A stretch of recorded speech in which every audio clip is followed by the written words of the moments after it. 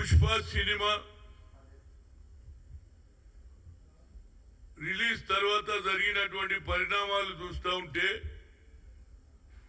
కొందరు పొలిటికల్ గా అడ్వాంటేజ్ తీసుకోవాలని అసలు లా అండ్ ఆర్డరే లేదు, ఇంకో పక్క కక్ష సాధింపు, ఇంకో పక్క సినిమా ఇండస్ట్రీ మీద ఏది పెద్ద దెబ్బ పెడుతున్నారని నా ఉద్దేశంలో మరి అల్లు అర్జున్ ఆలోచన చేయాలి.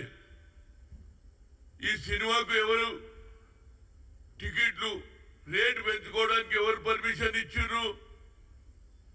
రేవంత్ రెడ్డి గారు ఇచ్చిండ్రు, బీయింగ్ ఏ హోమ్ మినిస్టర్. అంతేకాకుండా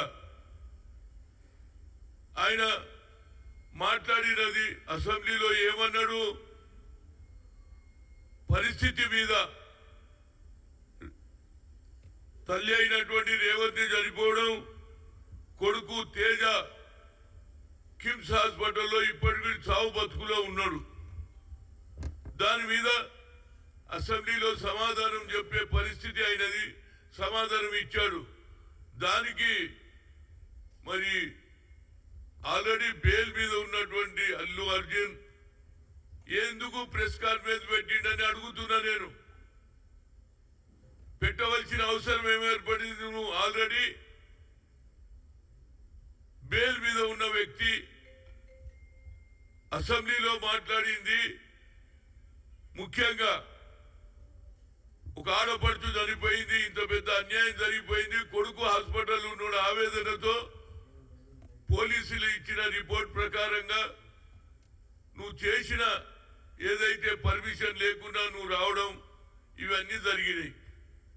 నా ఉద్దేశంలో మరి పొలిటికల్ పార్టీస్ వాళ్ళు ఎంతసేపటికి ఇదో కక్ష అంటుడు, కక్ష సాధించే కాంగ్రెస్ పార్టీ కాదు, మాది సెక్యులర్ పార్టీ.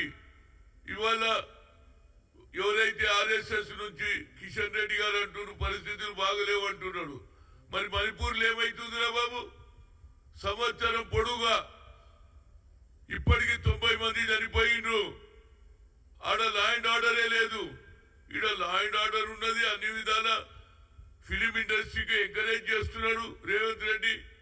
అంతేకాకుండా సినిమా టికెట్లు పెంచుకోవడానికి, రేటు పెంచుకోవడానికి కూడా నీకు అవకాశం ఇచ్చారు.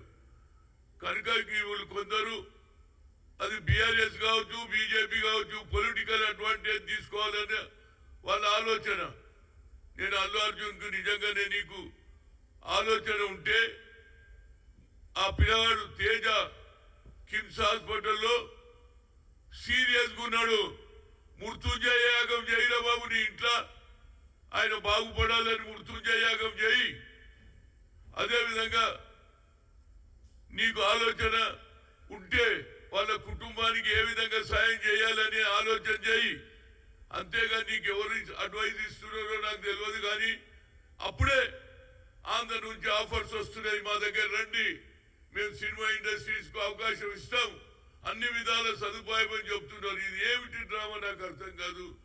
తెలంగాణలో ఎవరు తెచ్చిండ్రు ఈ తీసుకురావడానికి? డాక్టర్ మరి చెన్నారెడ్డి మద్రాసు నుంచి ఆనాడు నాగేశ్వరరావును మొదలు పిలిచి ఆ తర్వాత ఎన్టీ రామారావు అందరు వస్తే ఇక్కడ ఫిలిం ఇండస్ట్రీకి మంచి కోట్లు ఉన్నటువంటి ఏరియా, భూమి ధర ఉన్నటువంటి ఏరియాకు తక్కువ ధరలో మీకు ఇచ్చినా లేదా? ఈడ ఫిలిం ఇండస్ట్రీ పెట్టిండ్రు, ఇండ్లు కట్టుకున్నారు, అదేవిధంగా స్టూడియోలు కట్టుకున్నారు. కానీ ముఖ్యంగా అల్లు అర్జున్ కు మేమేం తప్పు చేయలే, ఆనాడు జరగలే. సంజయ్ దత్ కు ఆనాడు AK-47 దొరికిందని సంజయ్, ఇది మన ఫిల్మ్ యాక్టర్ సునీల్ దత్ కొడుకు, ఆయన కూడా పార్లమెంట్ మెంబర్, ఆయన కాంగ్రెస్ లో ఉన్న కేసు అయిందా లేదా? అదేవిధంగా పోలీసు ఇచ్చిన లెక్క ప్రకారంగా, లా ప్రకారంగా కేసు పెట్టారు.